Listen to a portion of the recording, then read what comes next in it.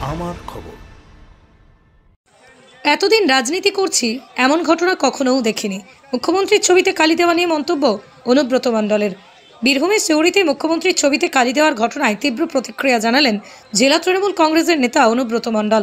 তিনি বলেন, আমি এতদিন রাজনীতি করছি কিন্তু এরকম ঘটনা কখনোও দেখিনি।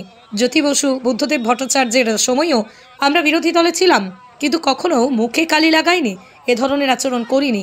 তিনি আরও প্রশ্ন তোলেন, বীরভূমে এমন ঘটনা ঘটল আর গোয়েন্দা বিভাগ কিছুই টের পেল না? এটা কি গোয়েন্দা বিভাগের ব্যর্থতা নয়? ঘটনাটি নিয়ে রাজনৈতিক মহলে ব্যাপক চাঞ্চল্য তৈরি হয়েছে। অনুব্রত মণ্ডলের মন্তব্যে স্পষ্ট, দল এই ঘটনাকে মোটেই হালকাভাবে নিচ্ছে না। এতদিন আমরা রাজনীতি করছি, বুদ্ধদেব জ্যোতিবাবু, বুদ্ধদেব ভট্টাচার্য, আজ পর্যন্ত ওই ধরনের নোংরা রাজনীতি আমরা কোনোদিন করি নাই।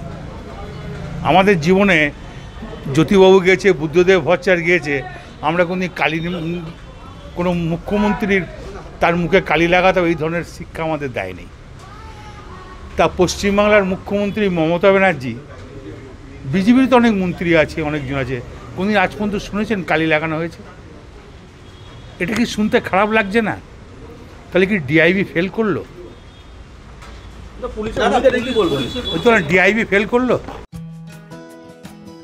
বাসন্তী দেবী গাঙ্গুলি ফাউন্ডেশনের বৃদ্ধাবাস সেবা করাটাই মূল উদ্দেশ্য আমাদের।